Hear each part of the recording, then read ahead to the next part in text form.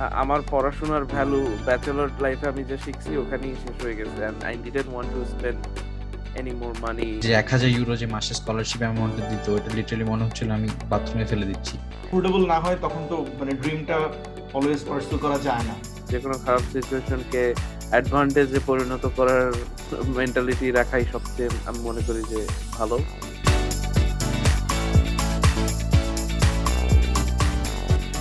শুরু করি তাইলে একটা ইন্টারেস্টিং কোশ্চেন দিয়ে শুরু করি। সেটা হলো, সাফি, ইরাসমাস মুন্ডুস স্কলারশিপটা মানে বাদ দিয়ে কেন সিয়ন্সপোতে অ্যাপ্লাই করছিস? মানে why did you choose Sciences Po over a scholarship? ওইটা তো অনেক মানে কি বলবো, বাংলাদেশের মানে অনেক স্টুডেন্টরা তো খুবই মানে হাইলি রেগার্ডেড একটা স্কলারশিপ এটা, ইউরোপে পড়াশোনা করার জন্য। ইরাসমাস মান্ডাস তো মানে পাওয়া তো অনেক difficult. So first of all মানে অনেক কষ্ট হয়েছে ইরাসমাস মান্ডাসটা গিভ আপ করতে। মনে হচ্ছিল আমি টাকা লিটারালি যে 1,000 ইউরো যে মাসে স্কলারশিপ অ্যামাউন্টে দিত, এটা লিটারালি মনে হচ্ছিল আমি বাথরুমে ফেলে দিচ্ছি। So I think it was a very hard decision for me. But Erasmus মান্ডাসের যে প্রোগ্রামটা ছিল এটা ডিফারেন্ট কয়েকটা ইউনিভার্সিটিস মিলেছিল। আর ইউনিভার্সিটিস গুলা ইউনিভার্সিটি অফ গ্লাসগো ছাড়া বাকি ইউনিভার্সিটি গুলা খুব একটা নাম করা ছিল না। আর আরেকটা আমি যে সিয়ন্সপোতে যেটাতে আমি কারেন্টলি মাস্টার্স করতেছি, এই ইউনিভার্সিটিটা ইজ টপ 5 আর কি, মানে in terms of ranking and মানে ইন্টারন্যাশনাল রিলেশনস বা পলিটিক্যাল সায়েন্সে ফ্রান্সে অনেক নাম করা একটা ইউনিভার্সিটি। আমি লং টার্ম চিন্তা করে যে আমি ইরাসমাস মান্ডাস তো করতে পারতাম, তো ভালোই হইতো। আমি বিভিন্ন মানে এক একটা সেমিস্টারে ডিফারেন্ট ইউনিভার্সিটিজে পার্টিসিপেট করতাম, এক্সচেঞ্জে যাইতাম, ফ্রেন্ডস হইতো, পার্টি হইতো, হোয়াটএভার। হ্যাঁ, একটা dream but life in terms of long term চিন্তা করলে একটা ড্রিম লাইফ হইতো ফর শিওর। অ্যাকচুয়ালি কেমন ড্রিম লাইফ হইতো জানি না, বিকজ আমি যদি যখন যে ওয়ার্ল্ড আমাদের জীবন থেকে প্রায় 1.5 ইয়ার্স বা 2 ইয়ার্স নিয়ে নিছে, সো আচ্ছা, ওই one covid and half start হলো। ইয়ার্স আমার, হ্যাঁ, তো আমার 1.5 ইয়ার্স ওইটাই করতে, I would have been stuck. হ্যাঁ, হয়তো চেক রিপাবলিকে একটা সেমিস্টার করতাম, প্রাগে একটা সেমিস্টার হইতো, বাট দেন প্রাগে আমি একটা অ্যাপার্টমেন্টে বসে থাকতাম মানে মোস্ট অফ দ্য টাইম লকডাউনে বা whatever. So in the and it worked out ওই ওই সেন্সে চিন্তা করলে। বাট আমি মানে if I want to talk about my decisions before that is that আমি যে লং টার্মটা চিন্তা করলাম আর কি, যে লং টার্মে what will benefit me more. So এখন যে ইউনিভার্সিটিতে পড়ে এটা সবাই চিনে, ইউএনএ বা বিভিন্ন এমপ্লয়ার্স যারা আছে in political science, in public policy, সবাই সিয়ন্সপো চিনে, সো এক নামে চিনে আর কি। সো ওই জিনিসটার একটা জিনিস, আমাকে সিয়ন্সপো আমাকে স্কলারশিপ দিছিল। They also gave me a 70% scholarship, full scholarship দেয় নাই। Even though I had to manage my own living fees, মানে কিছু টিউশন ফিজ দিতে হয়েছে, it was still I think overall was worth it. and it actually worked out because আমি সিয়ন্সপোতে পড়ছি দেখে I managed to get an internship in the World Food Program, তো United Nations এ, and ওখানে internship করতে পারছি দেখে এখন আজকে ওখানে একটা চাকরি আছে। So I would say it paid off, but I also understand that not a lot of people have the privilege to make that decision আর কি। সবার তো আর এই অপরচুনিটিস থাকে না যে দে ক্যান স্টিল মানে ফুল স্কলারশিপ বাদ দিয়ে একটু এক্সট্রা টাকা দিয়ে আরেকটা ইউনিভার্সিটিতে পড়ি। But at the end of the day, what you should do, what first of all is affordable for you, but and the second of all what's best for you in the longest run. So because আমার জন্য affordable ছিল সিয়ন্সপোটা with the scholarship, of course scholarship না পেলে পারতাম না, that's why I was able to give up the Erasmus Mundus scholarship আর কি। তার মানে একটু প্রিভিলেজড হইতেই হবে স্বপ্নের। আই নো দোজ ডেজ, মানে শাফি ওয়াজ লাইক যখন ডিসিশনটা নিচ্ছিল, ডর্মেই তো আমরা একই রুমে থাকতাম, তো একদিকে এরাসমাস আর আরেকদিকে হচ্ছে তোর ই ছিল সিয়ন্সপোরটা ছিল। সো মানে হি ওয়াজ রিয়েলি ওয়ারিড, মানে most of the time he was pretending যে okay I will make my decision whatever it is, but ও কিন্তু ভিতরে ভিতরে অনেক আই থিঙ্ক মানে মানে it was really big things, তাই না, এরাসমাসটা গিভ আপ করা for you specially. I mean প্রথমে একটা এত বড় একটা scholarship world wide recognised, then ওইটাকে গিভ আপ করে মানে নিজের ডিসিশনে স্টিক থেকে মানে ভালো একটা স্কুল চুজ করা, মানে ইট wasn't easy, right? It was definitely not easy. বলতেছিলাম হ্যাঁ, বিকজ ইরাসমাস মান্ডাস এমন একটা স্পেশাল স্কলারশিপ, এটা তো মানে পুরো বাংলাদেশ থেকে একজনকে দিবে ওই স্পেসিফিক প্রোগ্রামের জন্য। True. And I know I was very lucky because আমার ইউনিভার্সিটির সাথে Erasmus Mundus একটা পার্টনারশিপ হচ্ছিল। তো আমার কিছু টিচার ওই Erasmus Mundus এর প্রোগ্রামে কিছু টিচার থেকে জেনে I got lucky, so I knew that it was a once in a lifetime opportunity. অন্য কোনো বছর বা অন্য কোনো প্রোগ্রাম বা অন্য কোনো সিচুয়েশন থাকলে হয়তো আমি স্কলারশিপটা নাও পাইতে পারতাম। সো ওইসব কথা চিন্তা করে it was particularly difficult for me to give it up, but আমি একটা রিস্ক নিছি। হ্যাঁ, I can afford, I was able to afford Sionspor with a scholarship, but at the same time I still took a big risk because it's still a lot of money that I had to spend এখানে, and আমার এই ইনভেস্টমেন্টের আউটকামটা খুবই দরকার ছিল। whereas Erasmus Mundus আমি গেলে আমি চিল থাকতাম, আমি হয়তো ওই প্রেশারটা থাকতো না that I have to manage an internship, I have to manage a job here.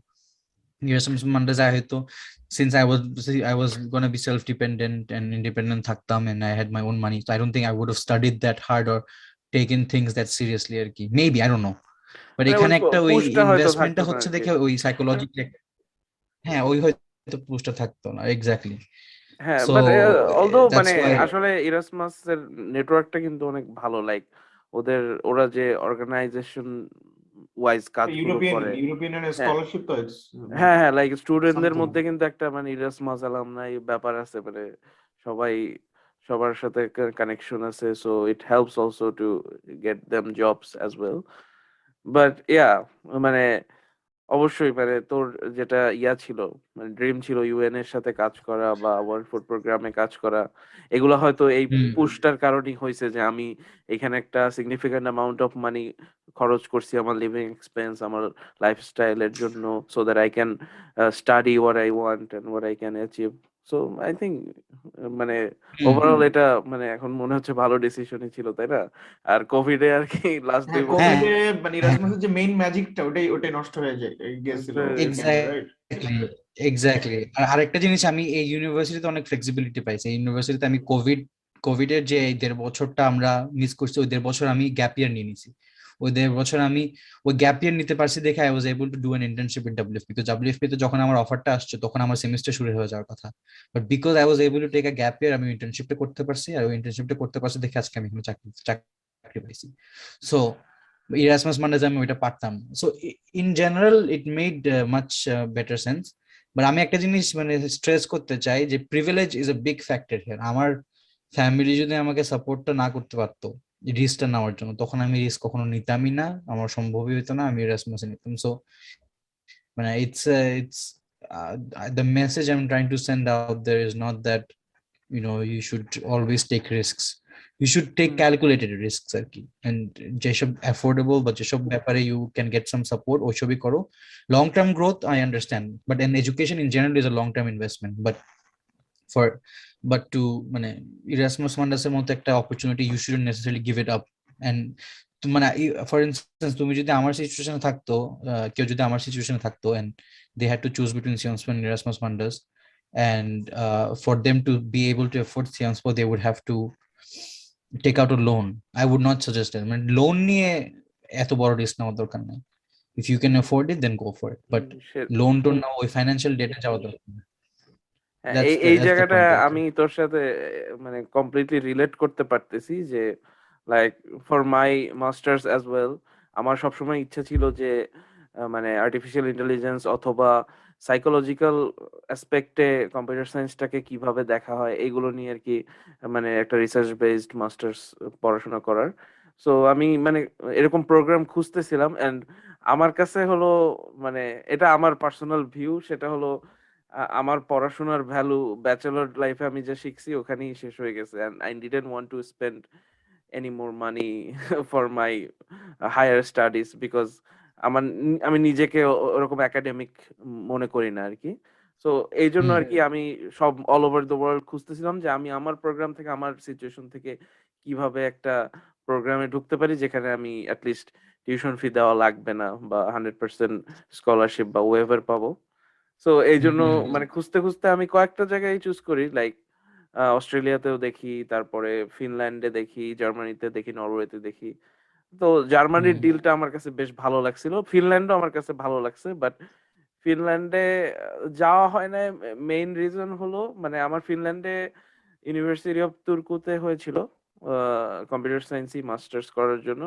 তো ফার্স্ট অফ অল আহ, যাওয়া হয়নি কারণ হলো কম্পিউটার সায়েন্স আমি ব্যাচেলর করেছি। সো মাস্টার্স যদি করি ওই ওভারঅল কম্পিউটার সায়েন্সের উপরেই একটা ইলাবোরেটেড নলেজ দেওয়া হবে, আর কিছুই না আমার কাছে। মানে তখন মনে হয়েছে যে ওইটা অতটা অর্থ না। বাট দেন এগেইন ওই ডিলটা আরো বেটার ছিল, যেমন জার্মানিতে মাস্টার্স করতে আসার জন্য আমার কোনো টিউশন ফি দিতে হচ্ছে না, but I had to show a মানে ব্লকড অ্যামাউন্ট অফ মানি, যেটা হলো অ্যারাউন্ড হুম 10,000 ইউরোর মতো। সো ওই হুম টাকাটা হয় মানে আমার ব্যাকআপ দেখানো লাগতো 1 বছরের জন্য অ্যাটলিস্ট। অ্যান্ড ওইটা হুম অ্যাকচুয়ালি মানে আমার বাসায় আমি আমার বাবার সাথে আর কি ভালোভাবে ডিসকাস করি যে আমি যদি আমার ফিনল্যান্ডের যে মানে ফুল ফ্রি যে প্রোগ্রামটা আছে ওইটায় যাইতে হলে আমার এই মানে 10,000 ইউরোর বার্ডেনটা নিতে হচ্ছে না। দেন अगेन হুম জার্মানিতে আমি যে সাবজেক্টটায় চান্স পেয়েছি হিউম্যান কম্পিউটার ইন্টারাকশন, এটাতে হুম পরে আসতেছি সাবজেক্টটা কি, বাট এটা সাবজেক্টটা আমি খুবই পছন্দ করতাম আগে থেকেই। অ্যান্ড হুম জার্মানির এই অল্প কয়েকটা ইউনিভার্সিটি এই সাবজেক্টটা নিয়ে মাস্টার্স করায়। হ্যাঁ, তখন আচ্ছা আমার মনে হলো যে ঠিক আছে, I can ask my father যে if he can help me out to show this blocked amount, যেটা দিয়ে আমি আমার লিভিং এক্সপেন্স চালাইতে পারবো 1 বছর। তো হুম আমি আমার বাবার সাথে কথা বললাম যে আমার ফিনল্যান্ডে হয়েছে, জার্মানিতে হয়েছে, so if you can help me out then I will choose Germany. আমার ফিনল্যান্ডের থেকে আমি জার্মানি বেশি প্রিফার করব। হুম। সো তখন মানে আমার বাবা বলল ওকে গো হেড, যেহেতু তোমার ওই সাবজেক্টটা মনে হচ্ছে ভালো এবং ক্যারিয়ার এক্সপেক্ট বেটার হবে। হুম সো তখন আমি জার্মানি চুজ করলাম। মানে ইভেন দো আমার মানে 10,000 ইউরোর একটা ব্লকড অ্যামাউন্ট দেখাইতে হচ্ছে, বাট এটা মানে মানে অনেক স্টুডেন্টই এখানে এসে 1 বছর পরে বা যতদিন লাগে আর কি পড়াশোনা শেষ করতে, এরপর তারা এই অ্যামাউন্টটা মানে প্যারেন্টস কে ব্যাক করে দিতে পারবে, বা এটা সে হুম খরচ না করলে হবে, এটা তার ঐচ্ছিক ব্যাপার। সে এখানে এসেই পার্ট টাইম জব করতে পারবে, ইউনিভার্সিটি জবস করতে পারবে, আর্ন করে নিজের লিভিং এক্সপেন্স সবাই চালাচ্ছে, আমিও চালাচ্ছি আমার লিভিং এক্সপেন্স। সো হুম এই দিক থেকে মানে আমার কাছে জার্মানি মনে হয়েছে যে বেটার চয়েস। এখন হিউম্যান কম্পিউটার ইন্টারাকশনটা কেন পড়লাম, কারণ হলো এইটা হলো মানে এটা আর কি অডিয়েন্সদেরকে বলতেছি যারা কম্পিউটার সায়েন্স ব্যাচেলর করতেছে বা করার ইচ্ছা তাদের জন্য এটা একটা ইন্টারেস্টিং স্কোপ অফ এডুকেশন হতে পারে তোমাদের জন্য বা আপনাদের জন্য। সেটা হলো মানে সাইকোলজিক্যাল যে অ্যাসপেক্ট গুলা, ইউজাবিলিটি, ইউজার এক্সপেরিয়েন্স, এটার সাথে কম্পিউটার সায়েন্স বা ডিজাইন বা প্রোগ্রামিং এর যে অ্যাসপেক্টটা কম্বাইন্ড করে পড়ানো হয় সেটাই হলো হিউম্যান কম্পিউটার রিলেশন। মানে কম্পিউটারের সাথে ইউজারের ইন্টারাকশনটা কত বেটার, কত ইউজার এক্সপেরিয়েন্সটা আরো বেটার করা যায়, ফ্রেন্ডলি করা যায়, এইটা নিয়েই মূলত রিসার্চ করা হয় এই টপিকটায়। সো আমার মনে হয়েছে যে মানে I can get to study psychology also. হ্যাঁ, মানে people psychology for an app. মানে আমরা এটাই মানে একটা এক্সাম্পল দিতে পারি, like why would you choose food panda over all the other food delivery apps in Bangladesh? Because ওইটার উপর আমরা অভ্যস্ত। মানে ওইটার ইউআই ইউএক্স মানে ইউজার ইন্টারফেসটা বা অ্যাপের লুক এন্ড ফিলটা কিন্তু আমাদের কাছে মনে হয় ইট ফিলস রাইট এখান থেকে। সাইকোলজিক্যালি ইন্টারঅ্যাক্ট খুব ইজিলি করা যায় আর কি, হ্যাঁ, দেখতে দেখতে সবসময়, আর ইউজার ফ্রেন্ডলি অনেক। ইউজার ফ্রেন্ডলি, তাই না? আমাদের মাথায় কিন্তু একটা কনসেপ্ট হয়ে গেছে যে মানে ফুড পান্ডা চুজ করলে মানে আহ, আমার মানে ওইটাতে যদি একটু ফুডের দাম বেশিও হয় অন্য অ্যাপের থেকে, আমি স্টিল ফুড পান্ডাতেই হয়তো আমার বেটার সার্ভিসটা পাবো, বিকজ আমি আই এম ফ্যামিলিয়ার আর ফ্রেন্ডলি উইথ দ্যাট অ্যাপ। তো হুম এজন্যই আর কি মানে কথাগুলো বলার উদ্দেশ্য হলো মানে ব্যাচেলরটা হয়তো মানে জেনেরিক একটা সাবজেক্টে করা যায়, বাট মাস্টার্সে আসলে উদ্দেশ্য হওয়া উচিত যে অ্যাকচুয়ালি আমি কোন ক্যারিয়ার পাথটা চুজ করতে চাই সেটার উপরে। মানে আমি কি একেবারে সোললি প্রোগ্রামার হব, নাকি আমি অ্যাকচুয়ালি একটু এই যে ইউজার টেস্টিং বা এই সাইট গুলোও দেখবো, কম্পিউটার সায়েন্সের যে ইউআই ইউএক্স রিসার্চার হব কিনা, বা আমি একজন ওয়েব ডিজাইনার হব কিনা। সো হুম এইগুলো আর কি মানে আমার কাছে মনে হচ্ছে অনেক ডিফারেন্ট ব্যাপার। বাট আমি মাস্টার্স করতেছি জার্মানিতে, আরমানও কিন্তু মাস্টার্স করতেছে, বাট ওর আর আমার মানে অ্যাপ্লিকেশন জার্নি বা আসার জার্নি কিন্তু কমপ্লিটলি ডিফারেন্ট। সো আরমান একটু শেয়ার কর how it is different for both of us. আচ্ছা, জার্মানিতে মেইনলি মানে জার্মানির আগে আমি একটু ব্যাকগ্রাউন্ড বলে নিই, সেটা হচ্ছে মানে আমার জন্য, since we are talking about education was never been a privilege for me, so I always had to struggle to get it. But I think মানে খুব খারাপ এক্সপিরিয়েন্স গেছে আমি বলবো না, I always wanted to have a good education, যার কারণে আমার মনে হয়েছে যে somehow I managed to go to good school and good university, and finally আমি মাস্টার্স এর জন্য আরেকটা ইউনিভার্সিটিতে আসতে পারছি। সো এটা আমার জন্য ইটস লাইক মানে এডুকেশনটাই অনেক বড় একটা পাওয়াটা অনেক বড় একটা অ্যাচিভমেন্টের মতোই ছিল।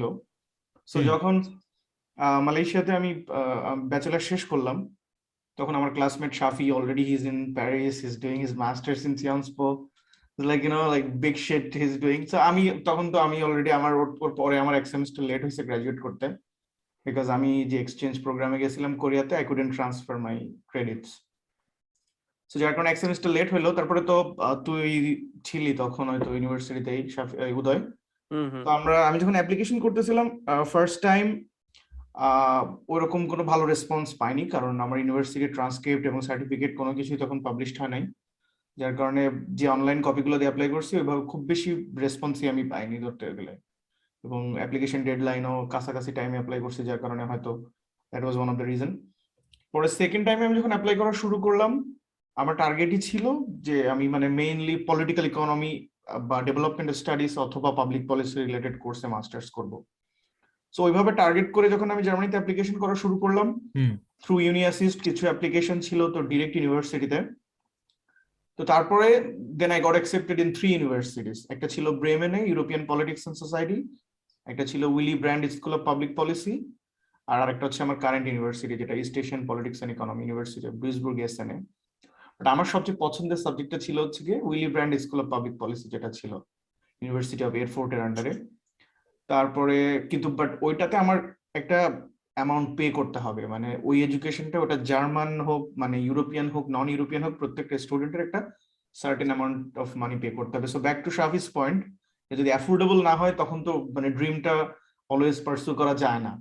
সো আমার কাছে মনে হয়েছে যে আমি ইউরোপে এরকম একটা বার্ডেন নিতে পারবো না, বা আমি নিতে চাচ্ছিও না এক্সট্রা একটা প্রেশার সেমিস্টার ফিটা, which was around 2000 euro. So আমি এই প্রেশারটা নিতে চাইনি বলেই আমার সেকেন্ড চয়েস ছিল এই স্টেশন পলিটিক্স এন্ড ইকোনমি, যার কারণে আমি এটাতেই মানে ওদেরকে ফাইনাল, যখন আমার অ্যাপটিটিউড টেস্টে না ইন্টারভিউ নেয়, তখন আমি ওদেরকে ফাইনাল করি যে না আমি এটাতেই কনফার্ম আর কি, আমি এটাতে আসবো। সো ইউরোপিয়ান পলিটিক্স আর সোসাইটি যে সাবজেক্টটা ছিল ওটা না নেওয়ার কারণে আমি ইউরোপে আসছি, আমি ইউরোপিয়ান পলিটিক্স সোসাইটি নিয়ে না পড়ে আমি East Asian politics and economy কেন পড়তে চাইলাম। এটা মানে আমার কাছে মনে হয়েছে যে আমাকে একজন প্রশ্ন করছিল একদিন যে মানে তুমি ইউরোপে আসছো বাট তুমি এশিয়া নিয়ে কেন পড়াশোনা করতেছো। তো বেসিক্যালি তুই যদি এখন ইউরোপিয়ান ইউনিভার্সিটি কিছু কিছু পলিটিক্যাল সায়েন্সের জন্য যারা বেটার, ওদের ইউনিভার্সিটির কোর্স স্ট্রাকচারে খেয়াল করলে দেখতে পারবি মানে most of the university Asia নিয়ে কাজ করতেছে, because Asian economy specially China's economy, Japan's economy and Korean South Korean economy এবং সোশ্যাল সিস্টেমটা নিয়ে মানে মোটামুটি ইউরোপ অনেক ইমপ্রেসড, এবং they are trying to integrate with their মানে যে জাপান কিভাবে ডেভেলপ করতেছে, চায়না যেহেতু ওদের সবচেয়ে বিগ মার্কেট সাপ্লায়ার, এখন ইউরোপের সবচেয়ে বড় সাপ্লায়ার কিন্তু চায়না ইন টার্মস অফ যে কোনো জিনিসের জন্য, মানে চায়নার উপর ডিপেন্ডেন্ট ওরা। তারপরে জাপানের সাথে অনেক ভালো ইকোনমিক কোঅপারেশন আছে, যার কারণে ওরা এশিয়ান ইকোনমি নিয়ে প্রচুর পড়াশোনা করা শুরু করছে এবং রিসার্চ করা, ডিসিপ্লিন ওপেন করা। যার কারণে আমি চুজ করছি, কারণ আমি আই ওয়াজ ইন কোরিয়া, আমার কোরিয়ার সিস্টেমটা ভালো লাগছে, যে একটা war ravaged country Korea, Japan, China, 50 years ago, they were nothing. But now they are the one who is leading the world's economy. I mean, in a way, China, Japan, Korea, সবাই এখন ইকোনমিকে lead দিতেছে। They became first world country. So, যে কারণে আমার কাছে মনে হয়েছে যে East Asia is very important for a political science student to research, to study about. So that's why I choose এই সাবজেক্টটা। অ্যাপ্লিকেশন জার্নি ইউনিভার্সিটি থ্রুতে অ্যাপ্লাই করার পরে যখন আমরা মানে আমি যখন অ্যাকসেপ্টেড হই, তারপরে I was in Malaysia luckily, যেহেতু তুই বাংলাদেশে ছিলি, যার কারণে বাংলাদেশের এক্সপেরিয়েন্সটা is a whole new different experience. সব পুরাই লাইক 1.5 ইয়ার, রাইট? 1 ইয়ার অথবা 1.5 ইয়ারের মতো ওয়েটিং 1 পিরিয়ড। ইয়ারের মতো, হ্যাঁ আমারটা 11 মাসের মতো ছিল। আচ্ছা মানে শাফি যেখানে শাফি একটা একটু মাস্টার্স, যেখানে ডিসকানেক্ট একটা হয়ে গেছে। মাস্টার্স কোর্সই 2 বছরের, সেখানে বাংলাদেশে জার্মানিতে আসার জন্য ওয়েট করতে হচ্ছে 1 বছর বা 1.5 ইয়ার। এই টাইমটা মানুষের যে ফ্রাস্ট্রেশন, যে ডিপ্রেশন তৈরি হয়, একটা স্টুডেন্টের আমার কাছে মনে হয় it's very tough for him or her to continue their study, কারণ যে এই ওয়েটিং পিরিয়ডটা বাংলাদেশের ইকোনমিক কন্ডিশন অনেক ছেলে মেয়ে প্লে আছে যারা একটা huge amount of money they are blocking in Germany, right? এরপরে একটা মানে সোসাইটাল প্রেশারও থাকে বাংলাদেশে যে কখন যাচ্ছ, কি করতেছো, মাস্টার্স কবে করতে শুরু করতে যাচ্ছ। সো জার্মানি আসাটা আমার জন্য ডিফারেন্ট এক্সপিরিয়েন্স ছিল উদয়ের সাথে কম্পেয়ার করলে, যে ও দেশ থেকে অ্যাপ্লাই করছে, আমি অ্যাপ্লাই করছি মালয়েশিয়া থেকে। সো মালয়েশিয়া থেকে অ্যাপ্লাই করার কারণে আই ওয়াজ ভেরি লাকি, মানে আমি খুবই দ্রুত within 1 month I got the interview date, এবং তারপরে আর 1 মাসের ভিতরেই আমি I got my visa and everything. So it was very smooth for me আর কি। মানে হ্যাঁ, একসাথে তো অনেকগুলো university acceptance, then I had to choose one of them। তারপরে হচ্ছে আমি ভিসা অ্যাপ্লাই করলাম মানে উইদিন 2 to 3 months আর কি। ইভেন আমি বাংলাদেশে যে আমি মাত্র 4 দিন ছিলাম, then I came to Germany, মানে ওই বাংলাদেশ থেকে ডিরেক্ট আমি চলে আসতে পারছি। সো ইয়া, সব মিলে এক্সপিরিয়েন্সটা ভালো ছিল, শুধু একটা জিনিস যে ডিসিশন মেকিংটা, যেহেতু আমি পাবলিক পলিসি পড়তে চাইতাম, বাট আমি যেটা এখন পড়তেছি ইটস কাইন্ড অফ সেমই, কারণ it's at the end of the day মানে সোশ্যাল এবং পলিটিক্যাল ডিসকাশন বা রিসার্চ গুলোর মাধ্যমে কিন্তু পলিসি তৈরি হয়। সো ব্যাক এন্ডে কাজ করার মতো আর কি, to understand what's happening. So I am enjoying it to be honest. এটাই আমার সবচেয়ে বড় জিনিস, যে আপনারা যেটা পড়বেন বা আমরা যেটা পড়তেছি, ওই পড়া ওই শেখার ভিতরে যদি আনন্দ না থাকে, বা ওই শেখার যে মানে একটা অ্যাডভেঞ্চার জিনিস মানে ফিল করা শেখাটা, ওইটা না করলে আসলে ওই পড়াটার আমার কাছে কেন জানি মানে মিনিংলেস মনে হয়। যেটা আমি পড়তেছি আমি খুবই এনজয় করি, মানে হয়তো I am not doing very good বা অনেক ভালো করতেছি কিনা জানি না, but I am trying my best. আর hopefully yeah let's see, I mean what's waiting for me. হ্যাঁ, আচ্ছা, এই যে ভিসার জার্নির ব্যাপারে যেটা বললাম, আই থিঙ্ক বাংলাদেশ থেকে যারা ইউরোপে বা জার্মানিতে অ্যাপ্লাই করে ওরা আমার সাথে বেশি রিলেট করতে পারবে তোর থেকে। 12 মাসের মতো আমার ভিসার জন্য ওয়েট করতে হয়। I was having a very good time after my graduation in Malaysia. মানে I had a full time job and everything was in place আর কি। হ্যাঁ, মানে গ্রাজুয়েশন হয়ে গেছে, একটা ফুল টাইম জব আছে। তখনই ঠাস করে কোভিড হিট করলো। অ্যান্ড মানে ম্যাক্সিমাম কোম্পানিগুলো যেগুলো মানে মানে যারা they don't have any SOP for this situations, মানে এরকম ডিজাস্টার টাইমের জন্য কোনো এসওপি নাই, ওদের কি করা হয় মানে ওরা জাস্ট মানে দে জাস্ট ক্লোজড। হ্যাঁ, বাট লাকিলি আমার বস অনেক ভালো ছিল কোভিড এর টাইমে। সে আমাকে মানে 10 দিন হয়তো কোম্পানি বন্ধ ছিল, আই ওয়াজ নট পেইড ওই 10 দিনের জন্য, বাট 10 দিন পরে আমাকে মানে নক করছে আর কি, হোয়াটসঅ্যাপে নক করে বলতেছে, হাউ আর ইউ মুশফিক, কি অবস্থা তোমার, কি করতেছো? হ্যাঁ, তো ও বলতেছে যে I want you to work remotely for me. তখন মানে রিমোট ওয়ার্ক করার কনসেপ্টটা আমার কাছে তখনও নতুন ছিল। হ্যাঁ, এই যে কোভিড একেবারে 2020-এর শুরুর দিকে আর কি, তখন হ্যাঁ, টাইমে। মার্চ এপ্রিলের দিকে। হ্যাঁ, তো বলতেছে I want you to work for me remotely. তুমি তো যেহেতু ওয়েব ডেভেলপার বা আমার সফটওয়্যার মেইনটেনেন্স করো, সো তুমি রিমোটলি কাজ করো, সমস্যা নেই। Otherwise you will start robbing a bank maybe. মানে ওকে ফাইজলামি করতেছে আমার সাথে। তো আমি বলতেছি, হ্যাঁ, এটা তো খুবই ভালো একটা সিস্টেম, আমার সকালে উঠে অফিসে যাইতে হবে না, প্যারা নিতে হবে না, এন্ড আনসার্টেইনও থাকা লাগবে না। সো আমি তখনও আর কি ইউএম এর হোস্টেলে ছিলাম, মানে আমাদের যে ভার্সিটি ইউনিভার্সিটি মালায়া কুয়ালালামপুরে, ওখানে হোস্টেলে ছিলাম। আমি আর মানে একই ডর্মে থাকতাম। So we were having the time of our life ওইখানে, মানে আসলে ভালো সময় ছিল, বাট ওই যে ভিতরে একটা জিনিসও কাজ করতেছিল, যেহেতু graduated already, we are looking for something. তবে আমার যেটা মনে হয় মাস্টার্স এর ডিসিশনে আমি অনেক বাংলাদেশি স্টুডেন্টের সাথে কথা বলছি, অনেকে নক দিছে, কিন্তু they just want to come to Germany, মানে সাবজেক্ট ম্যাটার করে না বা ইউনিভার্সিটি ম্যাটার করে না। আসলে এই ধরনের চিন্তা ভাবনা থেকে বের হয়ে আসা উচিত, কারণ মাস্টার্স ইজ নট এভরিথিং। এই জন্য শুধু মাস্টার্স করার জন্য একটা দেশে আসতে হবে, ওই দেশে ঢুকতে হবে, এই ধরনের মেন্টালিটি থেকে বের হয়ে এসে মানে স্পেসিফিক প্রোগ্রাম, স্পেসিফিক একটা ফিউচার প্ল্যান, যে আমার এই প্রোগ্রাম থেকে আমার এই মানে রিলেটেড জবস আমি সেক্টরে যাইতে পারবো, অথবা আমি রিসার্চ ইন্টারেস্ট থাকলে, আমি বা একাডেমিক ইন্টারেস্ট থাকলে, অথবা কারো ইন্টারেস্ট থাকে যে শুধু টু আন্ডারস্ট্যান্ড দ্য ডিসিপ্লিন, মানে এই রিলেটেড ফিল্ডে ভালো করে বোঝার, ওইভাবে ডিসিশনটা নেওয়া উচিত। কারণ এডুকেশনটা আসলে দিন দিন আমরা মানে এডুকেশনের যে রিয়েল মিনিংটা, ওইখান থেকে আমরা সরে আসতেছি বারবার, রাইট? আমরা শুধু পড়ার জন্য পড়তেছি বা ডিগ্রির জন্য একটা জায়গায় মুভ করতেছি, বাট যেটা আসলে আলটিমেটলি এডুকেশনটাও ঠিক মতো বিল্ড আপ হচ্ছে না আমাদের ভিতরে, এবং at the end of the day আমরা ক্যারিয়ার চুজ করার সময়ও অনেক বেশি আনস্টেবল সিচুয়েশন ফেস করতেছি। সো আমরা যদি আমাদের মানে কোন ডিজায়ার টপিক যেটা নিয়ে আমি আসলে পড়তে চাই, I want bring some changes or I want learn something new, মানে একটা রিসার্চের ভিতর থেকে বা একটা টপিকের ভিতর থেকে ওইভাবে যদি চুজ করতে পারে, সেটা যে কোনো দেশ হতে পারে। শুধু জার্মানিতে আসার জন্য বাংলাদেশের যে সিরিয়াল লাগছে তাতে মনে হইতেছে যে সবাই শুধু জার্মানিতে আসতে চায়। টিউশন ফিজ, হ্যাঁ, it's one of the reason, but নরওয়েতেও কিন্তু I think it's free, right? Norway, ফিনল্যান্ডেও স্টিল ইটস ফ্রি। না আসলে সব জায়গায় এই কোভিড আসার পর থেকে সব জায়গায় লেট হচ্ছে, হ্যাঁ, ইউরোপে অ্যাটলিস্ট আমি নরওয়ে, ফিনল্যান্ড সবগুলো দেশের ভিসা প্রসেসিং এ দেখছি, সব জায়গায় লেট হচ্ছে, মানে অ্যাটলিস্ট বাংলাদেশ থেকে আর কি। ইভেন ফ্রান্সেও বাংলাদেশের অনেক স্টুডেন্ট পড়াশোনা করে, সাফি, রাইট? ফ্রান্সে কেমন বাংলাদেশের স্টুডেন্ট? না, ভালো স্টুডেন্ট। এই রিসেন্ট টাইমস অনেক বাড়ছে। ইন জেনারেল ফ্রান্সে ওরকম ভাবে টিউশন ফিস নাই, কিছু কিছু ইউনিভার্সিটিতে থাকলেও খুবই কম, মানে 200-300 বা 500 ইউরো পার সেমেস্টার আর কি, which what you is think Europe এডুকেশনের ব্যাপারে এত লিবারেল কেন? মানে এডুকেশনটাকে ওরা ফ্রি করে দিয়ে মানে স্টুডেন্টদেরকে যেভাবে হেল্প করে। এডুকেশন তো ইজ এ পাবলিক গুড। তোর এডুকেশনে তোর মানে এডুকেশনে সবসময় মানে তোর সাবসিডাইজ এডুকেশন থাকতে হবে, এটা তো একদম it's a very কি fundamental principle of the welfare state যেটা বলে আর কি। মানে তোর ওয়েলফেয়ার স্টেট আছে না, মানে সোশ্যালিস্ট পলিসিস আর কি। তো ইউরোপে একটু সোশ্যালিজম, মানে কম্পেয়ার টু আমেরিকা বা কানাডাতে, যেখানে পাবলিক, যেখানে একটা different mentality on higher public education, on higher education. The higher education is not a right, it's a privilege. Whereas Europe, there's a fundamental idea that education, even higher education, is a right, it's not a privilege. When everyone should have access to it, which I think is better. তোমার 21st century থেকে university degree না থাকলে I think it's very difficult to, or it was, এখন তো internet এসে সবকিছু একটু equalise করতেছে, বাট আই থিঙ্ক 21st সেঞ্চুরিতে একটা হায়ার এডুকেশন, ইউনিভার্সিটি এডুকেশন না থাকলে তুমি অনেক পিছায় যাবা।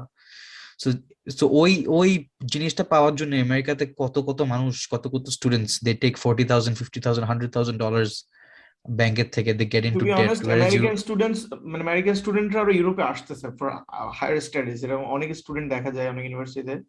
ইউএসএ তে যেহেতু they have to pay lot of monies, so ওরা they are preferring to come to Europe to do their higher studies, যাতে এটা ইজিলি এবং চিপ। আরেকটা জিনিস ইউরোপে খেয়াল করছি আমি, যেটা স্পেশালি জার্মানিতে, যে এখানে ইউনিভার্সিটি টু ইউনিভার্সিটি খুব বেশি ডিফারেন্স ভ্যারি করে না। মানে আমরা মালয়েশিয়াতে ছিলাম বা আমরা এশিয়ান এডুকেশন সিস্টেমে দেখছি যে একটা দুটো ইউনিভার্সিটি যেগুলো অনেক ভালো হাইলি র্যাঙ্কড ইউনিভার্সিটি, ওগুলোর সাথে অন্য ইউনিভার্সিটিগুলোর একটা হিউজ ডিফারেন্স, মানে এডুকেশন কোয়ালিটি সেটা হতে পারে তোর বিভিন্ন ধরনের ফ্যাসিলিটিস এর ক্ষেত্রে। বাট জার্মানিতে আমি দেখছি যে নর্মাল একটা ইউনিভার্সিটি, একটা স্টেট ইউনিভার্সিটি, দেখা যাচ্ছে আর একটা টেকনিক্যাল ইউনিভার্সিটি যেটা অনেক নাম করা, like for example technical university of Munich, but খুব বেশি ডিফারেন্সেস নাই। It's like very close in terms of facilities, in terms of education quality. মানে ওরা যেহেতু ফ্রি এডুকেশন দিচ্ছে, ওরা কিন্তু কোয়ালিটির প্রশ্নে ওরা কখনোই দে ডোন্ট কম্প্রোমাইজ না, and they want to produce like মানে রিসোর্সফুল মানে গ্রাজুয়েটস, তাই না? ওরা যে এই ফ্রি এডুকেশনটা দিচ্ছে যাকে তাকে তো দিচ্ছে না। ধর ভালো মতো মানে অনেক ডকুমেন্টস চেকিং করে অনেকগুলো প্রসিডিউর পার হয়েই কিন্তু আসতে হচ্ছে, এবং যারাই actually those who make it to any, মানে সেটা ইউরোপ হোক, আমেরিকা হোক, কানাডা হোক, যেখানেই পড়তে যায় ওদের একটা বিশাল প্রসেসের মধ্যে দিয়ে যাইতে হয়, এবং those who are smart enough to do that, they are really resourceful. আমি এখানে একটু অ্যাড করতে চাই উদয়, সেটা হচ্ছে আমাদের এডুকেশন সিস্টেম থেকে অনেকে যারা হয়তো they manage to come to Germany or Europe, inter Europe বা কানাডা বা আমেরিকাতেও, তো আমাদের সিস্টেম থেকে হয়তো জার্মানিতে অনেকে আসতেছে, বাট আমাদের এডুকেশন সিস্টেম থেকে এখানে এসে কম্পিট করাটা এদের সাথে, মানে এদের সিস্টেমে অ্যাডপ্ট করাটাও অনেকের জন্য অনেক টাফ হয়ে যাচ্ছে। আমি অনেক স্টুডেন্ট দেখছি যারা বাংলাদেশের প্রাইভেট ইউনিভার্সিটি থেকে কম্পিউটার সায়েন্স পড়ে আসছে সাবজেক্ট, এখানে এসে দেখা যাচ্ছে স্পেসিফিকলি ডেটা সায়েন্স অথবা লাইক এআই অথবা রোবোটিক্স অথবা হিউম্যান কম্পিউটার এগুলোতে পড়তেছে, but they are not understanding anything. Even ওরা ইউনিভার্সিটিও কন্টিনিউ করতেছে না, কারণ ওরা পারতেছে না। বাংলাদেশের সিস্টেমে যেটা পড়ে আসছে, স্পেশালি পাবলিক ইউনিভার্সিটির কথা আমি বলতেছি না, বাংলাদেশের প্রাইভেট ইউনিভার্সিটি থেকে যারা পড়ে আসছে, ওরা এখানে মানে everyone is not able to compete with the German সিস্টেমের সাথে ইভেন অ্যাডপ্ট করতে পারতেছে না। সো ওরা আলটিমেটলি এডুকেশনটাকে স্টপ করে ওরা দেখা যাচ্ছে যে দে আর ডুইং সামথিং এলস। এই যে মানে এডুকেশন সিস্টেমের যে ডিফারেন্সটা, এটা কিন্তু অনেক স্টুডেন্টকে they don't have any idea. বাংলাদেশে থাকতে হয়তো চিন্তা করতেছে আমি দেশটাতে ঢুকতে পারলে বা আমি জার্মানিতে যেতে পারলে হয়ে যাবে, বাট এখানে এসে পড়াশোনাটা শেষ করা মানে it's not an easy task. এখানে এডুকেশন সিস্টেমে মানে মিনিমাম রিকোয়ারমেন্টস ফিল আপ করা বা মানে পাস মার্ক তোলা, even not even I am talking about good grades, মানে even to complete the course is really whole new game compare to বাংলাদেশের private ইউনিভার্সিটির কথা আমি বলছি। আমি অনেকের সাথে let's not single out private universities, এটা মানে আমি মনে করি যে এক একজনের পার্সোনাল মোটিভেশন। হ্যাঁ, এটা প্রাইভেট হইতে পারে, পাবলিক ইউনিভার্সিটি থেকেও হইতে পারে। হ্যাঁ, এটা হলো কি লাইক অনেকে, আমি যেটা মনে করি মানে আমি অনেকের সাথে কথা হয়েছে তো, বাংলাদেশ থেকে আসছে বা অন্য দেশ থেকেও যারা আসছে। হ্যাঁ, এটা হলো it's all about your vision about this degree. হ্যাঁ, মাস্টার্স কিন্তু কোনো ম্যান্ডেটরি ডিগ্রি না। ব্যাচেলরটা যেমন একটা সোশ্যাল স্ট্যাটাসের জন্য ব্যাচেলর ডিগ্রি করাই লাগবে, মাস্টার্স কিন্তু ওরকম না। মাস্টার্স অনেকটা একটা ঐচ্ছিক ব্যাপার, মানে আমি করতেও পারি নাও করতে পারি। আই হ্যাভ জবস, মানে if I am good enough, তাই না? ওইটাও তো ম্যান্ডেটরি না। সো মানে মাস্টার্সটা পড়তে আসলে আসলে নিজেরই একটু মানে ভেরিফাই করে নেওয়া, এভালুয়েট করা উচিত নিজের ডিসিশনটা, যে আমি যে এই সাবজেক্টটা পড়তে যাচ্ছি এবং এই দেশটায় যাচ্ছি, তো আমি কি আসলে এই ফিল্ডে জব পাবো? যদি আমার কনসার্ন হয় তাড়াতাড়ি মানে একটা ফিনান্সিয়াল মানে ইয়ার মানে ফিনান্সিয়াল সিকিউরিটি নিশ্চিত করা, তখন আমার চিন্তা করতে হবে যে আচ্ছা আমার I have to maybe pay back my family, বা আমার দেখাশোনা করতে হবে, বা I want to start A family. তখন আমার আসলে মেইন ফোকাসটা থাকতে হবে যে আমি ফিনান্সিয়ালি নিজেকে এই সাবজেক্টটা পড়ে আমি ফিগার আউট করতে পারবো কিনা আমার ফিনান্সিয়াল ফ্রিডমটা। সো এইটা আমি একটা মনে করি ভালো ইয়া। আর যদি if you have enough savings, if you believe in yourself enough, তখন তুমি চিন্তা করতে পারো যে আমি হয়তো এই সাবজেক্টটা এনজয় করি এবং আমি আই ক্যান আমার স্টাডি দিস পয়েন্টটা সাবজেক্ট। ছিল কি যে মানে হ্যাঁ ওইটা ঠিক আছে, ডিসিশন মেকিং এর ক্ষেত্রে সব স্টুডেন্টের কথা আমি বলতেছি না, অনেক স্টুডেন্ট মানে যারা ফেস করতেছে কি মানে তো প্রিভিয়াস এডুকেশন ইনস্টিটিউটের কারিকুলামের সাথে এখানের এডুকেশনের কারিকুলামটা মিলতেছে না। এখন তুই ওখানে মনে কর হ্যাঁ। ফর লেটস সে তুই কম্পিউটার সায়েন্স সিএসই পড়ে আসছিস বাংলাদেশ থেকে, এখন ওখানে যে কারিকুলামে তুই পড়াশোনা করে একটা ভালো গ্রেড বানাইছস যেটা দিয়ে you got accepted and then you came to Germany, এবং এখানের course structure is totally different, এখানের এক্সাম সিস্টেমটা ডিফারেন্ট। এখন আমরা হয়তো বিদেশে পড়ছি ব্যাচেলর, আমাদের জন্য ইট কুড বি ইজিয়ার মানে রাদার দেন দেম, কিন্তু ওদের কাছে আমি অনেকের সাথে পার্সোনালি কথা বলে দেখছি, ওরা বলতেছে যে ভাই আমি বা ব্রো আমি এই সিস্টেমটা বুঝতেছি না, এই সিস্টেমটাতে আমার কোনোভাবেই মানে I don't think I will be able to complete this course because ওর প্রিভিয়াস ইনস্টিটিউশনটা fail to give him the proper or international কারিকুলামের এডুকেশনটা। আমার কথাটা পয়েন্টে আমি ওটাই ছিল। বুঝতে পারছি। What do you think Shafi, I mean কারিকুলামের ক্ষেত্রে? আমি মানে আই পার্সোনালি থিঙ্ক দ্যাট বুয়েটে পড়োস বা কোনো প্রাইভেট ইউনিভার্সিটি ইন বাংলাদেশ যেটা চিনোস না, doesn't really matter in the end, because তোর যদি ইন্টারেস্ট থাকে, তোর যদি মোটিভেশন থাকে, and তোর যদি ট্যালেন্টটা থাকে, you will make it work with the internet, with whatever, মানে তোর কনস্ট্যান্টলি মানে you will figure it out. মানে অনেক পোলাপাইন আছে, অনেক some of the best programmers, best coders in the world, they probably never received a university education, they self-trained themselves, তো অনেক জায়গায় ডেফিনেটলি। অনেক practice.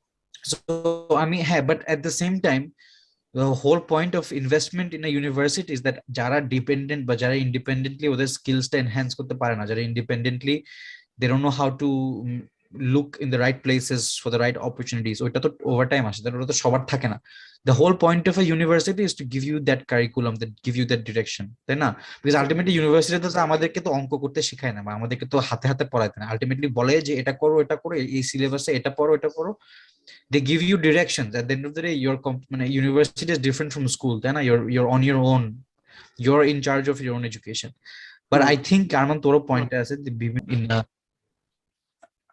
that they're not necessarily skilled enough to be able to survive মানে বাইরের education সিস্টেমে আর কি, because একটা it's difficult বিদেশি ইউরোপিয়ান সিস্টেমে সার্ভাইভ করা বা ম্যানেজ করা। ওই আই থিঙ্ক ইভেন আমার কাছে মনে হচ্ছে তো মানে আমি মালয়েশিয়াতে যে কারিকুলাম বা যে সিস্টেমে পড়াশোনা করে আসছি, এখানে পড়াশোনাটা অনেক ডিফারেন্ট, আমার জন্য ইভেন অনেক কঠিন হচ্ছে, because even though I understand what I'm learning from the class or from the system, but আমার কাছে মনে হচ্ছে যে এটা মানে it's too tough and tight মানে মাস্টার্স এর স্কেডিউলটা এখানে। মালয়েশিয়ার কারিকুলামের সাথে মনে হয় অনেকটা মিল আছে অস্ট্রেলিয়ান কারিকুলাম। হ্যাঁ মানে এই যে মালয়েশিয়া মেইনলি ইউকে এডুকেশন মানে ইউকে UK এডুকেশন সিস্টেমটা ফলো করে, so Malaysia is based on UK and Australian education completely. Shafee, how is your experience working for UN or World Food Program? কেমন লাগতেছে বা does it feel like you মানে যেটা তুই expect করছিলি ওরকমই নাকি it's much more than that? কেমন feel? Well, first of all, আমি তো কোভিড এর এমপ্লয়ি, আমি এখন পর্যন্ত অফিসে যাই নাই, আমি এখন পর্যন্ত আমার রুমের থেকে কাজ করতেছিলাম। এন্ড আরেকটা জিনিস হচ্ছে I am working from the headquarters it's more bureaucratic corporate work আর কি। সো অ্যাকচুয়ালি ফিল্ডে গিয়ে বেনিফিশিয়ারিজ বা ধরো রেফিউজিস বা যারা actual in people we are helping, ওই জিনিসটা পাই নাই। সো আমি ইউএনএ the main reason I wanted to work is because I wanted to be able to be a part of an organisation where I can help people আর কি। And help people, you can work for a normal NGO and still help. But UNA, you can help people, but also you can get a good salary, you can have a good life, you can have a very meaningful career আর কি। So WFP তে I think the only thing that I enjoyed was অনেক extreme challenges ছিল। So ওই challenges গুলো overcome করে আর কি in general was difficult. মানে একা একা একটা রিমোটলি একটা ইন্টার্নকে ওরা কাজ দিচ্ছে এভরিডে। মানে I didn't for the first couple of months I didn't feel like I was part of a team. মানে একটা টিম ফিলিং না, একটা টিমের মধ্যে একসাথে we are working towards something, এগুলো কিন্তু খুবই ইম্পর্টেন্ট এমপ্লয়ি মোরালের জন্য and everything. But I didn't feel that. আমাকে জাস্ট টাস্ক দিত, আমি টাস্ক করতাম, একটা প্রজেক্ট দিছে, ওরাও নিজেরাও জানে না আমার কি প্রজেক্ট করতে হবে but projected goals keep I had to figure everything out, but I was basically thrown in the deep end of the pool and I was told that learn how to swim arki. So in terms of ওই challenge to overcome kora was very much fun. So I think UNA and everything is uncertain. তুমি intern হিসেবে আসো, just because তুমি intern হিসেবে আসো doesn't mean you'll get a job afterwards. It's very very difficult to first of all get an internship, and it's even more difficult to convert their internship into a consultancy. So ওই difficulties গুলা I think was very মানে meaningful আর কি to manage. But in general মাঝে মাঝে specially যতই time যায়, যত experience হচ্ছে, ততই I get more important responsibilities. আর তখন মানে I feel like what I am doing is meaningful work. মানে ধর অ্যাকচুয়ালি ধর ফর ইনস্টেন্স কিছুদিন আগে আমি একটা সিস্টেম সেট আপ করতেছিলাম ফর মাই টিম, যে সিস্টেমটা উইল বি ইউজড পোল্যান্ডে for Ukrainian refugees. So when you're working on a system and you know that a system is actually going to help our organization to be able to give food and give money to Ukrainian refugees, মানে রেফিউজিসদেরকে help করার জন্য একদম you are current having ক্রাইসিসে impact করতেছে। হ্যাঁ আরো কিছু কিছু মানে ফর ইনস্টেন্স ইউক্রেন ক্রাইসিস শুরু হয়েছে এক সপ্তাহের মধ্যে আমার অর্গানাইজেশন মানে অন্য লেভেলের ডেটা অ্যানালিসিস বের করতে পারছে। মানে তোর এভরিডে কয়টা রেফিউজিস বের হচ্ছে, কয়জন রেফিউজিস কোত্থেকে ডিপ্লেসড হচ্ছে, মানে ওদের ইনকাম লেভেল কতটুকু ড্রপ করতেছে, ওদের ফুড নিডস কিরকম, ওদের ফুড নিডস এর উপর বেসিস করে আমাদের খরচ কেমন বাড়বে। মানে এক সপ্তাহের মধ্যে ওরা যে লেভেলের ডেটা, যে লেভেলের মানে ইনসাইট বের করছে, ওই ডেটা ইউএন এর পুরো সিস্টেমটা মানে সবাই ইউজ করতেছে এখন। হ্যাঁ ওদের অ্যাক্সেস তো বেশি, মানে ডব্লিউএফপি এর অ্যাক্সেস সব জায়গায়, ইনফরমেশনের অ্যাক্সেস ওদের থেকে তো বেটার কারো হওয়ার কথাও না। হ্যাঁ হ্যাঁ ইউক্রেন ক্রাইসিস শুরু হয়েছে 2 দিন ইমেল চলে আসছে যে are you willing to get deployed in the UK in Ukraine. আমি তো আপাতত নো বলছি বিকজ আমার ইউনিভার্সিটি আছে। বাট সপ্তাহের মধ্যে ওদের মলদোভা, পোল্যান্ড, তারপর আরো কিছু কিছু জায়গায় মানে যেখানে ইউক্রেনের রেফিউজিস বেশি, ওখানে ওদের অফিসও সেট আপ করে গেছে। ওরা কিয়েভে মানে অন্য কোনো ইউএন এজেন্সি কিয়েভে সেট আপ করেন, ওরা কিয়েভেও কয়েকটা সেট আপ করে ফেলছে যেখানে ইউক্রেনিয়ানদেরকে ওরা ফুড এইড দিচ্ছে। At the heart of a crisis, at the heart of a conflict, they are able to help people. So sometimes when you're working on an Excel sheet, you don't see the bigger picture. So মাঝে মাঝে যখন ওই bigger pictureটা একটু দেখতে পারি, তখন মনে হয় আর কি you're actually part of something bigger. হ্যাঁ মানে যখন আমরা একেবারে ইফেক্টটা সাথে সাথে দেখতে পারি, নিজে দেখতে পারি। হ্যাঁ ওইটাই আর কি। না মানে ইউরোপিয়ানরা যেভাবে লাইক দ্য হোল ওয়ার্ল্ড যেভাবে রেসপন্স করছে এই ক্রাইসিসে, এটা শেখার আছে অনেক কিছু। কারণ দুনিয়ার অনেক জায়গায় তো অনেক ধরনের ক্রাইসিস চলে, বাট মানে ইউরোপিয়ানরা ইউরোপিয়ানদেরকে যেভাবে হেল্প করছে, ওই সমগোত্রীয় মানুষরা ওইভাবে রেসপন্স করে না অন্যান্য ক্রাইসিসে। দ্যাট শোজ দ্য মানে হাউ স্ট্রং মানে ইন্টিগ্রিটি এবং সলিডারিটি ইউরোপীয় ইউনিয়নের, কিন্তু আচ্ছা ইউরোপীয় ভাই, ইউনিয়ন। তোরা কি ট্রেভর নোয়ার ওই ভিডিওটা দেখছিস ইউটিউবে? ও যে একটা এপিসোড করছিল ইউক্রেনের ইস্যু নিয়ে।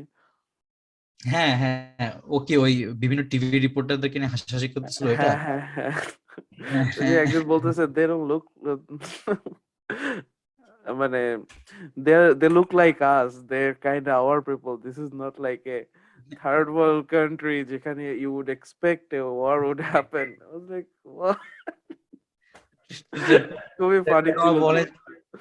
ট্রেভার নোয়া বলে যে হ্যাঁ মানে হোয়াইট পিপলদের সাথে হয় তখন it's very difficult, but then because মানে what are you trying to say, are you trying to say that black people are just made for crisis and made for conflict, মানে মানে coloured people are genetically modified to be able to, মানে আমরা জন্মাইছে মানে আমাদের conflict আর crisis দেখতে দেখতে, তাই না? মানে Crisis এর জন্য। মানে ইউরোপিয়ান what are- রেসপন্সটাকে নিয়ে অনেকে মানে মানে there are two school of thoughts. একটা আর্গিউ করতেছে যে শুধু ইউক্রেনিয়ানরা because of their white and they have blue eyes এই জন্যই কি ওদের জন্য পুরো হোল ইউরোপ এত মানে এত ইউনাইট হয়েছে, হ্যাঁ অন্য ক্রাইসিস গুলোতে হয় না।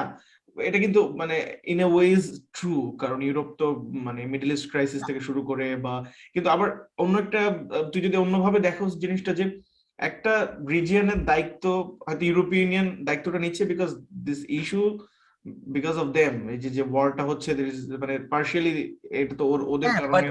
ওরা ওরা লিবিয়াতেও ইউরোপে অনেক খাত আছে, সাউথ সুদানেও ইউরোপে অনেক খাত আছে, বিভিন্ন ওয়ার্ল্ডে বিভিন্ন এখন কনফ্লিক্ট কথা হচ্ছে ইউরোপিয়ান। কি হ্যাঁ, you can't Germany to take অনেক রিফিউজি নেয়। Responsibility for the entire world. এখন আরব লীগ কি করছে? Arab League was a very financially strong institution. Why didn't Saudi Arab or Qatar or Dubai didn't take responsibility of those migrants? তাই না? Even Germany took 1 million Arabs during the Libyan and Syrian war, I think. So এখন কথা হচ্ছে কি তোমার একটা দিন শেষে যে নেপোটিজমের কথা বা একটা মানে ফেভারিটিজম, এটা তো সবসময় কাজ করবে। We are human being. এখন ওরা যদি ইউক্রেনের ক্রাইসিসে ওরা আরো ইউনাইট হয়, it's not a bad sign entirely. Maybe the next ক্রাইসিসও হয়তো মানে they will try to be unite again, right? But then again মানে ইটস নেইবার কান্ট্রি গুলোকেও ইম্পর্টেন্স দিতে হবে। আরব রিজিয়নে যদি কোনো প্রবলেম হয়, ওখানে ফাইন্যান্সিয়ালি স্ট্রং এবং ইকোনমিক্যালি স্ট্রং কান্ট্রি গুলোরও রেসপন্সিবিলিটি নেওয়া উচিত। সাউথ এশিয়ায় যদি কোনো প্রবলেম হয় অথবা আফ্রিকান কান্ট্রি গুলোতে, এখন সব আচ্ছা, তাহলে মানে responsibility তো রোহিঙ্গা ইউরোপীয়। ক্রাইসিসে তো তাহলে বাংলাদেশ খুব tremendously good job. I think even Rohingya crisis Bangladesh did really a good job. আরেকটা কথা অনেকে বলে যে রোহিঙ্গাদেরকে আমরা কিভাবে মিয়ানমার পাঠাবো, রোহিঙ্গাদেরকে আমরা কিভাবে আমাদের সোসাইটি থেকে বের করে দিতে হবে, এটা আর পসিবল না। যারা এখনো বাংলাদেশের স্বপ্ন দেখেন যে রোহিঙ্গারা মিয়ানমার চলে যাবে বা রোহিঙ্গা উইল নেভার বি বেঙ্গালিজ, মানে ইটস ইনসেন। বিকজ একটা মানুষকে আপনি একটা সোসাইটিতে আনার পর, একটা সিস্টেমে ঢোকানোর পরে বের করা যায় না।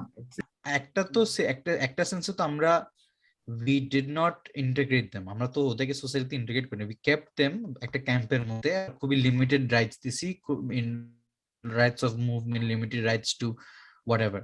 আর কথা হচ্ছে তুমি মানে হোয়াট অফ কোন মেন্টালিটি থেকে, মানে কোন হিউম্যানিটির মেন্টালিটি থেকে you will be able to, you are thinking of sending the same people to back to the place where they were tortured, where their mothers and their sisters were raped, যেখানে মানে ওরা নিজেদের চোখে violence দেখে আসছে, নিজেদের চোখে ওদের ঘর বাড়ি লাইভলিহুড সবকিছু পুড়ে আসছে।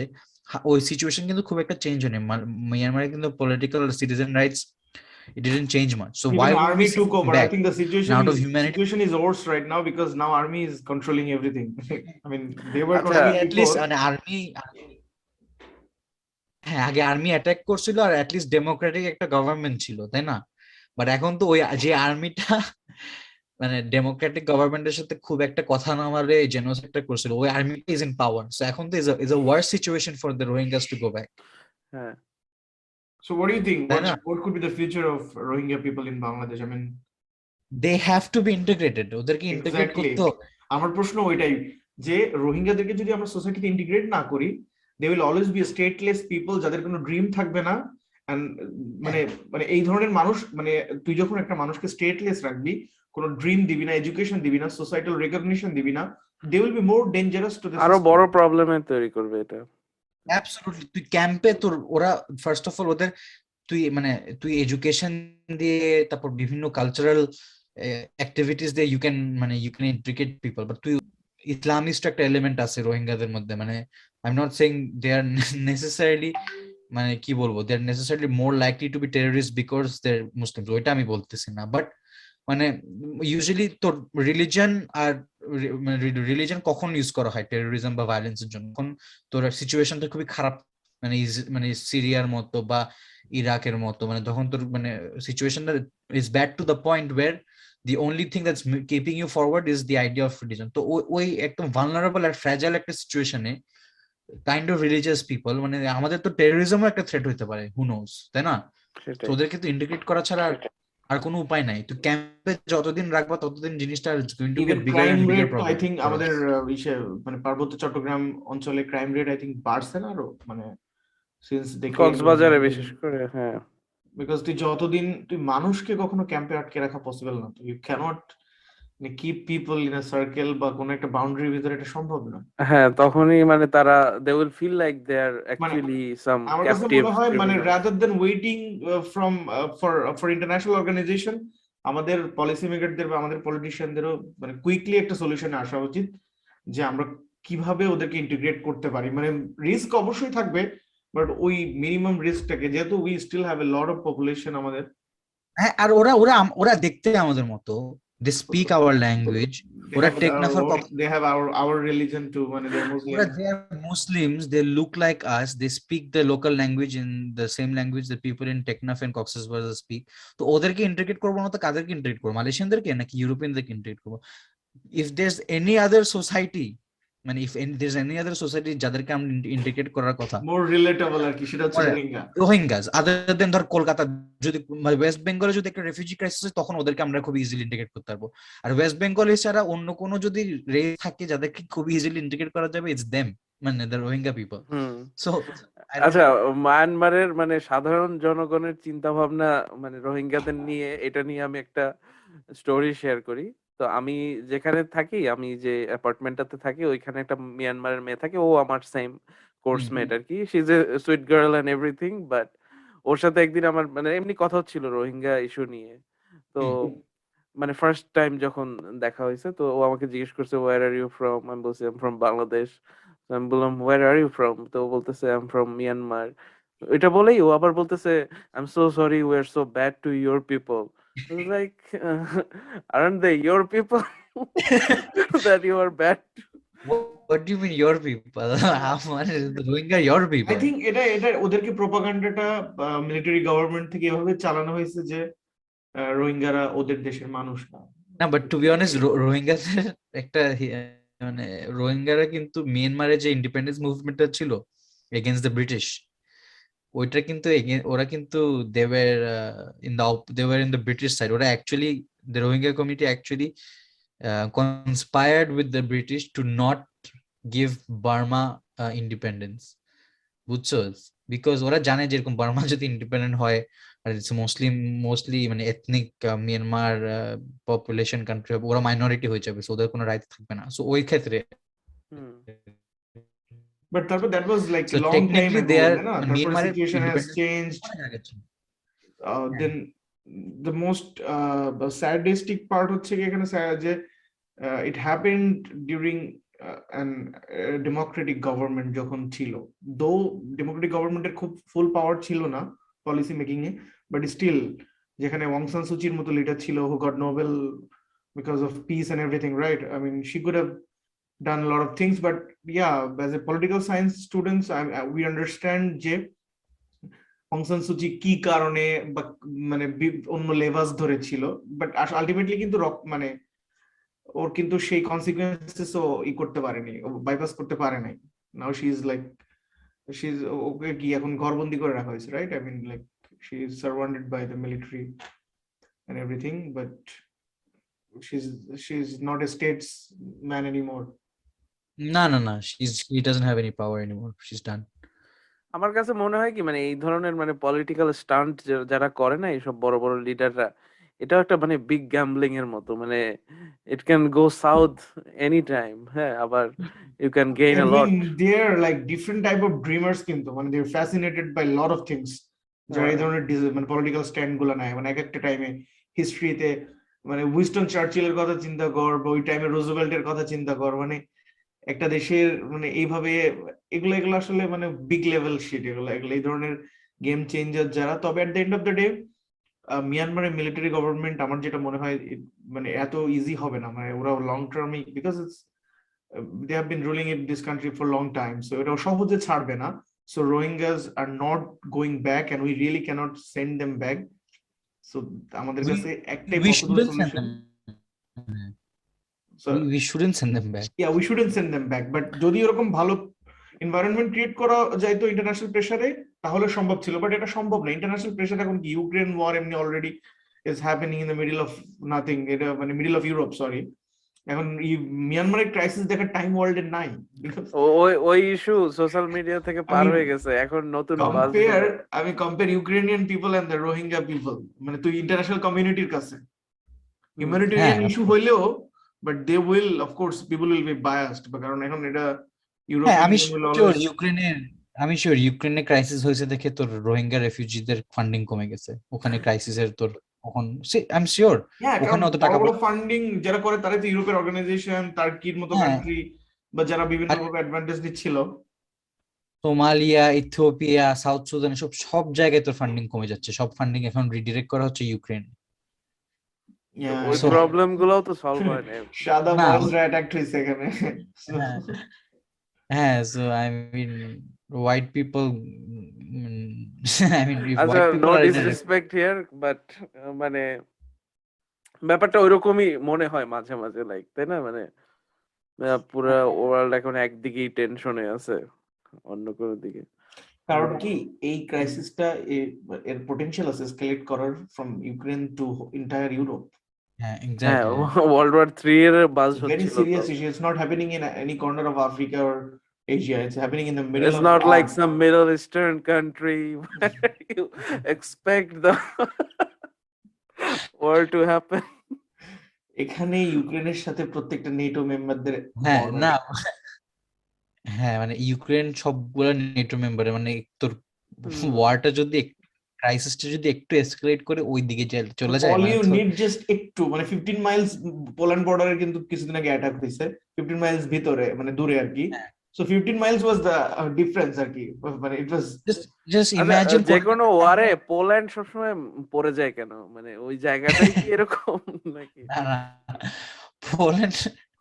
পোল্যান্ডের লাখ খারাপ আর কি। পোল্যান্ড তখনকার টাইমে, আগের বারেও তো মানে অনেক তখনকার টাইমে জার্মানির সাথে ছিল, হ্যাঁ, হ্যাঁ, ওরা they are not a very মানে স্ট্র্যাটেজিক্যালি লাকি কান্ট্রি আর কি, যাই মানে বলো। ইউক্রেনের সাথে যুদ্ধের মধ্যেও পোল্যান্ড সামহাউ ড্যামেজড হচ্ছে কোনো না কোনো। ইমাজিন ধর পোল্যান্ডের কিছু সোলজার টোলজার মারা গেল বিকজ অফ রাশিয়ান ইনফাইটিং, তারপর পোল্যান্ড সোলজারদের সাথে রাশিয়ান সোলজারদের একটু ফাইট হয়ে গেল, পোল্যান্ডের সাথে ছেদে কিন্তু পোল্যান্ড রাশিয়ার এগেইনস্টে ওয়ার ডিক্লেয়ার করে ফেললো। তখন পোল্যান্ড রাশিয়ার এগেইনস্টে ওয়ার ডিক্লেয়ার করে, পোল্যান্ড কি নেটোর মেম্বার? দোস্ত, yes, it's Russia versus NATO. হ্যাঁ, তখন পোল্যান্ড যদি রাশিয়ার উপর ওয়ার ডিক্লেয়ার করে তখন পুরো নেটোর সবার এগেইনস্ট। আমি তো এটাই বললাম যে একটা ব্যালিস্টিক মিসাইল মারছে 15 মাইল দূরে পড়ছে, সো তৃতীয় বিশ্বযুদ্ধটা 15 মাইল দূরে ছিল, জাস্ট 15 মাইলস অ্যাওয়ে। মানে এটা যদি পোল্যান্ডের বর্ডারে পড়তো, মানে ওর রিঅ্যাকশনটা ডিফারেন্ট হতো পড়ে, যার কারণেই আই থিংক ইউক্রেনিয়ান ক্রাইসিসটাকে European leaders are giving the মানে ultimate priority, because of it could এখন কি ইট মনে হ্যাজ দ্য হয়, মানে পটেনশিয়াল টু যুদ্ধ, এসকেলেট এন্টায়ার ইউরোপ। মানে যুদ্ধটা কি মানে থামবে নাকি এটা চালাইতেই থাকবে? এটা তো মানে ফিনান্সিয়াল অনেক লসও হচ্ছে রাশিয়ার, তাই না? Everything is getting expensive in Germany, এখন সবকিছু দাম বেড়ে যাচ্ছে। আই থিংক পুরো আরে সানফ্লাওয়ার অয়েল পাচ্ছি না, ডিসরাপ্টেড হইছে। আমি আমার অলিভ অয়েল কিনে আনতে হইছে, ইটস রিয়েলি এক্সপেন্সিভ। হ্যাঁ, মানে আমরা এখন রান্না করতে মানে কষ্ট লাগতেছে যে আমি এত দামি তেল, যদি it's good for health, but still মানে I am a student, I can't afford. আমি তেল ছাড়া মানে ওই যে বাংলাদেশের যে গীতিকার, স্বনামধন্য গীতিকার মার্জুক রাসেল আছে না, তার ফেসবুক পেজে দেখবি সে সবসময় তেল ছাড়া খাবার রান্নার রেসিপি মার্জুক দেয়। রাসেলের নাম বলার আগে স্বনামধন্য গীতিকা না বললেও চলবে, everyone knows Marzuk Russel is a হ্যাঁ, ব্র্যান্ড। মানে আমিও এখন তার আইডিয়া ফলো করব ভাবতেছি। মানে তেল আগে ফেল ছাড়া কি জানো, তেল হুম, ফেল ছাড়া রেঁধে দিলাম না, কি হ্যাঁ, জানো লাগে। তো আমিও ভাবতেছি যে সব তেল ছাড়া রেসিপি বের করে করে রান্না বান্না ইট করব উইল বি সো যদি খাওয়া টেস্টি দাওয়া অ্যাজ করা লাগে। কারণ তেল পাচ্ছি না আসলে, প্রায় 2-3 দিন গেছি। লিডেলে পাবে, লিডেল অথবা আলডিতে ভোরবেলা যেতে হবে, এক একজন পার্সনের জন্য মনে হয় 2 লিটার করে অ্যাসাইন করা, এর বেশি নিতে পারবি না। হ্যাঁ হ্যাঁ, কাউন্টারে নাকি রেখে দেয়। ইউরোপে আমরাও আসলাম, ইউরোপে ওয়ার শুরু হয়ে গেল and everything is getting expensive. I think এখন মানে মান্থলি যেখানে যে খরচ হতো এখানে এক্সট্রা 100 ইউরো আরো বেশি লাগতেছে সবকিছুর জন্য। মানে তুই যদি কম্বাইন করস, তুই মানে ডোনেশন চাচ্ছিস নাকি? ডোনেশন চাচ্ছি না, জাস্ট মানে গো ফান্ড সবকিছু মি পে। এক্সপেন্সিভ হয়ে যাচ্ছে এখন। এটা মানে এটা এত আনলাকি কেমনে হলাম, আমরা গ্রাজুয়েট করলাম, কোভিড শুরু হলো, এত আনলাকি মানে জনি তোর উদয় তোর এক বছর ওয়েট করছে জার্মানি ভিসার জন্য, তুমি 1 মাস পাই তুমি ওয়েট চলে আসছো। যুদ্ধটা এখন কতদিন লাস্ট করবি, মানে তোর ইউক্রেনিয়ান ক্রাইসিসটা যতদিন লাস্ট, তুই কি জানোস যে ইউরোপিয়ান ফুড সিকিউরিটি অথরিটি ওরা অলরেডি একটা এস্টিমেশন করছে, ব্রাসেলসে লাস্ট উইকে যে নেটোর মিটিং হলো, যে 12 থেকে 18 মাসের ভিতরই ফুড স্কারসিটি হওয়ার চান্সেস আছে if this things goes on and on. হ্যাঁ so I it's no. Serious issue, right? এটা তো অনেক বড় একটা প্রবলেম হবে হ্যাঁ ইউরোপের জন্য। ইউক্রেন তো number 1 supplier of wheat, I think সবচেয়ে বেশি এক্সপোর্ট করে ওরা হুইট, তারপরে ব্রেড টেড সব যা ইউজ করা হয় মিট আর কি। ইন্ডাস্ট্রি গুলো চালাতে গেলে যে ফুড দরকার সেটাও তো ওদের উপর ডিপেন্ডেন্ট, সেটাও বন্ধ হয়ে যাচ্ছে পুরো। না, কিছু না স্টুডেন্ট কিছু। পাইপলাইন আছে তো, সো ইউরোপে যারা আসতেছে বা আসার চেষ্টা করতেছে, মানে আরো ভালো করে থরলি রিসার্চ করা উচিত যে আসলে কি ইউরোপে এই টাইমটাতে কেমন হবে। ভালো রিসার্চ করে যদি মনে হয় যে না it's perfect or it's good decision, তাহলে আসা উচিত আর কি। তো এছাড়াও আমার মনে হয় এখন নর্থ আমেরিকান কান্ট্রি গুলাতে, মানে ইউএস কানাডাতে আই থিঙ্ক বেটার বলবো না, বাট মোর স্টেবল সিচুয়েশন যাচ্ছে। ইউরোপে কতদিন যে এই ওয়ারটা মানে থাকবে এবং এটার ইফেক্টটা কতদিন নর্মাল লাইফের উপর থাকবে, এটা এখন unpredictable, but hopefully it will stop soon আর কি। হ্যাঁ, আর যে কোনো খারাপ সিচুয়েশনকে আমি মানে লাস্ট একটু অ্যাড করতেছি, যে কোনো খারাপ সিচুয়েশনকে অ্যাডভান্টেজে পরিণত করার মেন্টালিটি রাখাই সবচেয়ে আমি মনে করি যে ভালো।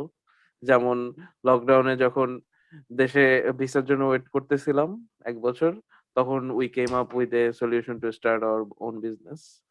তো ওইটা নিয়ে নিজেকে বিজি রাখা হয়েছে। সো মানে এটা বলার উদ্দেশ্য বাই দ্য ওয়ে, এইটাই। এটা আমাদের 1st of এপ্রিলে কিন্তু উই উইল বি, মানে it will be our first anniversary, right? হ্যাঁ, মানে জাস্ট ওপেন করার মানে বিজনেস ওপেন করার ফার্স্ট ইয়ারটা হবে। তো মানে এটা বলার কারণ এইটাই যে মানে যে কোনো খারাপ সিচুয়েশন আসতেই পারে, ওয়ার্ল্ড সবসময় একইভাবে যাবে না। হ্যাঁ, আমাদের আগে হয়তো আমাদের আগের জেনারেশনরা আরো বড় বড় ক্রাইসিস দেখে আসছে। তো মানে যে কোনো খারাপ সিচুয়েশনকে নিজের অ্যাডভান্টেজে পরিণত করার মাইন্ডসেটটা রাখলেই আমার মনে হয় সবচেয়ে ভালো এবং হবে। এই ক্রাইসিস ওয়ার্ল্ডে মানে আমাদের মতো মিডল ইনকাম বা ডেভেলপিং কান্ট্রির যে স্টুডেন্ট, ওরা হচ্ছে ফিউচার আমাদের ইকোনমির জন্য বা ওয়ার্ল্ডের ইকোনমি, মানে it's a huge number of student বা যারা বাইরে আসা ট্রাই করতেছে, মানে এখন খুব ভালো করে প্রেডিক্ট করে রিসার্চ করে ডিসিশনটা নেওয়া উচিত। ডেফিনেটলি। বিকজ এখন ওয়ার্ল্ডটা এত বেশি গ্লোবালাইজড যে what ever happening in China or Russia or Ukraine, it's impacting in the entire world, right? Absolutely. Sure, the world has enough food. হ্যাঁ, Thanks. সব ইউক্রেনে পাঠায় দিও না, রোহিঙ্গাদেরও কিছু পাঠাও। ঠিক আছে, বাই। সাবস্ক্রাইব করেন, কমেন্ট করেন, একটু লাইক টাইক বেশি করে দেন, সো দ্যাট ইউটিউব অ্যালগরিদম আরো বেশি মানুষকে দেখায়।